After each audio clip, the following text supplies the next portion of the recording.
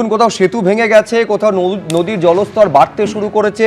আমি বলছি পার্থদা, সব থেকে পাহাড়ে প্রচুর পরিমাণে বৃষ্টি হলে সব থেকে বেশি আশঙ্কা যেটা থাকে, এক তো হচ্ছে হড়পা বানের কথা শুরুতেই আবহাওয়া দপ্তরের তরফে বলে দেওয়া হয়েছে, পাশাপাশি আশঙ্কা থাকে ধসের।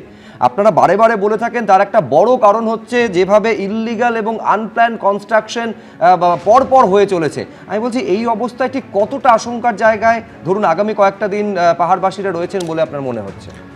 নিশ্চয়ই আবহাওয়ার পূর্বাভাস যা আছে তাতে তো আশঙ্কা বাড়িয়ে দিচ্ছে। ফলে এই জায়গায় দাঁড়িয়ে বিশেষত এই পুজোর আগেও যে বড় বিপর্যয়টা হয়ে গেল রিসেন্টলি আমাদের, তার থেকেও যদি বলি যে কিছু শিক্ষা যদি আমাদের নিতে হয়, তাহলে এই মুহূর্তে ফ্ল্যাশ ফ্লাডের আশঙ্কা যে নদীগুলিতে আছে, সেই অস্থায়ী সেতু যদি সেখানে থাকে সেটা অ্যাভয়েড করা উচিত। নদীর ধারের নিচু এলাকায় দোকান বাড়ি বা এই হাট বাজার যা কিছু আছে সেই অঞ্চলে মানুষকে সরিয়ে নিয়ে যাওয়া উচিত, ওই ফ্লাড শেল্টারের মতো কোনো একটা জায়গায়, যাতে সেখানে না থাকেন।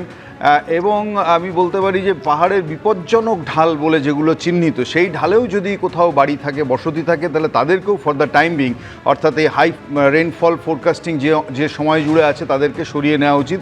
কারণ তা নাহলে গতবার মিরিকে আমি দেখেছিলাম এরকম একটা ঘটনা ঘটেছিল, প্রচুর মানুষের মৃত্যু হয়েছিল এরকম অঞ্চলে যেখানে ভূমিধস প্রবণ জায়গা ছিল এবং প্রবল বৃষ্টিতে। ফলে এই ফোরকাস্টিংটা যখন এখন পাওয়া যাচ্ছে, এটা করা উচিত বলে আমার নিজের মনে হয়েছে।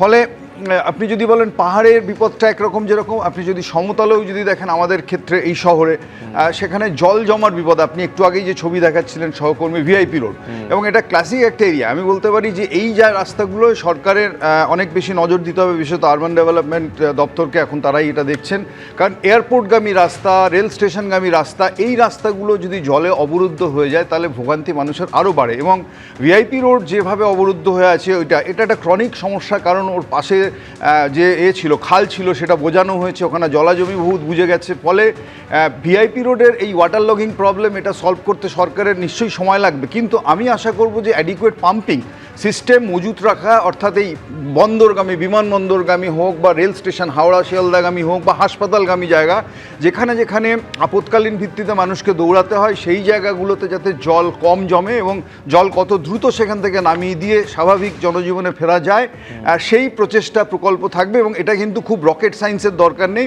গত 4-5 বছরের আপনি ডেটা যদি কলকাতার দেখেন, আমি গড়গড় করে বলে যাবো যে কোন কোন জায়গায় বৃষ্টি হলে কোন মাত্রার জল জমতে পারে।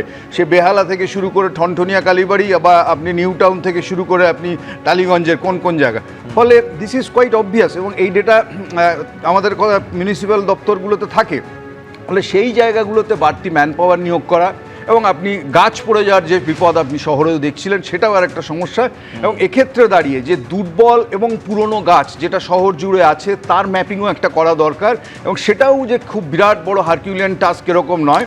ফলে উদ্ভিদ বিশারদ এদের নিয়ে যদি কাজ করে, তাই আমি বলছি মাসখানেকের মধ্যে এই ট্রি ম্যাপিং করা যায়, এবং সেই অনুযায়ী যে এই ধরনের ঝড় বা বৃষ্টি হলে তার বিপর্যয় মোকাবিলার পরিকল্পনাটা করা যায়। বিশেষত মাথায় রাখতে হবে শহরে যে ঝড় যদি প্রবল জোরে হয় তাহলে এক ধরনের বিপর্যয় আমাদের জন্য অপেক্ষা করে, আর বৃষ্টি যদি প্রবল জোরে হয় তাহলে আরেক ধরনের বিপর্যয় অপেক্ষা করে। এবং বৃষ্টির ক্ষেত্রে আরেকটা পয়েন্ট আমি আপনাকে মনে করিয়ে দেবো এইবারে, সেটা হচ্ছে ইলেকট্রিকিউটেড ডেথ, বিদ্যুৎ স্পৃষ্ট হয়ে মৃত্যু খোলা তারে। এবিপি আনন্দ, এগিয়ে থাকে, এগিয়ে রাখে।